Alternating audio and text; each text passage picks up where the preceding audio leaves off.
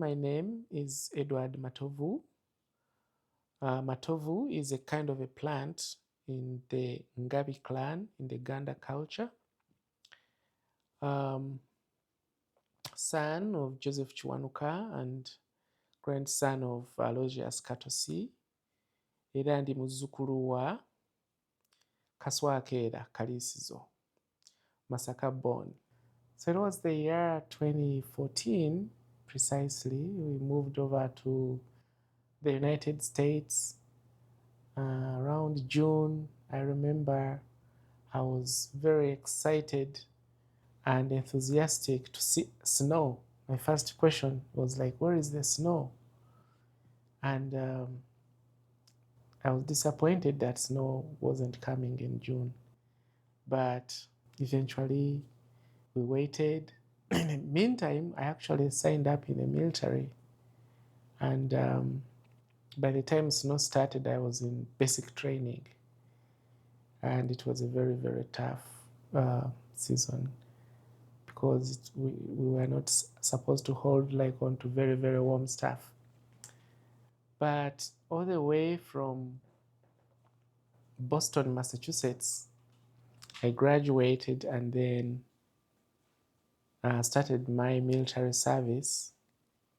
And then as I joined active duty, they sent me here in Dubuque, where I've been living and enjoying life for the last 7 years. Oh boy. At first, I didn't like it right away. From the most difficult word I've ever made to pronounce to the network on my phone, I had Metro PCS, and by the time we were here, it was not even in Dubuque. So we struggled to find our hotel, or the internet was gone. We arrived around midnight and trying to Google the hotel, we can't find it. So guess what I did? I called 911. I was like, hey guys, I am an EMT, so I hate people who abuse the 911 system. And I felt so guilty. But I told those guys right away, hey guys, this is not an emergency, but can you guys help me find my hotel?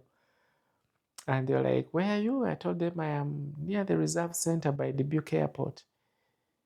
Which I was like, by the airport, I couldn't even pronounce the name. I was like, Dubuque Airport something. And they're like, oh, we understand where you are, so keep driving on 61 North, and then you'll find a junction. Don't go to the right, that will be Illinois, so take a left, and you'll drive and you'll find your hotels there. So I was like, okay, it took me another 30 minutes, but yeah, we'll find that. So for me, the whole thing was so tiresome, and I was like, this is going to be like a deployment. Serve 3 years and go. But the rest is history. I fell in love with Dubuque, and since then, Dubuque is my home. Oh yeah, the driving. The driving, oh my goodness. We drove for about 5 hours. I think we were driving through that corn belt of Illinois and Dubuque.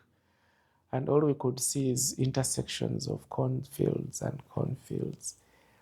And yeah, it was quite a very good ride, a smooth ride. But because it was the month of June, oh my goodness, this is when you can see all the green, all the beauty of the cornfields. Yeah, I have enjoyed life so much in Dubuque to the extent that at some point I had a transfer to go to Dallas. And we had to pack up everything and go. But before we went completely, we were like, let's first go and venture and see what actually happens in Dallas. So my family and I, we decided to go there. Good enough. The military supports us to hang around for 2 weeks as we settle in. In those 2 weeks, we traveled around Dallas and traveled. We went to the aquarium. We went to different places. But surprisingly, my family, the kids, my wife, they were like, you know what?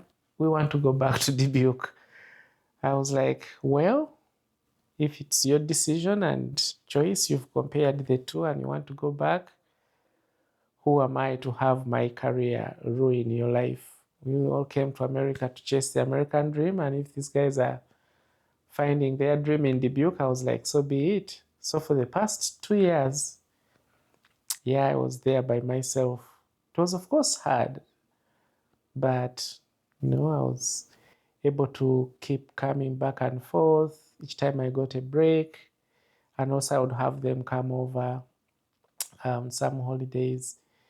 Especially when it's winter here, it's not as harsh as it is in Dallas. So they also had a chance to come and visit a little bit during those rough seasons.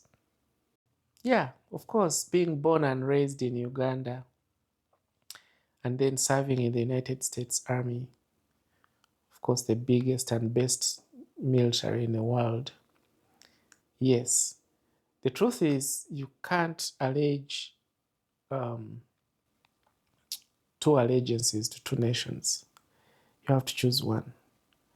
And as a service member, I serve the people of the United States, and my true allegiance is to the United States. But of course, being born and raised in Uganda, Uganda is still my home, which bore me and raised me. And yeah, the dual allegiance, the good thing is Uganda and the United States are friendlies. They are partners. We're on same political ideologies, believe in democracy, and we want to make the world a better place for everybody. And when it comes to cultural identity, of course, I speak Luganda, raise the children in the Ganda culture tradition. And for some of you who were able to witness my wedding, I did my wedding vows in Luganda, even though I was putting on a US uniform.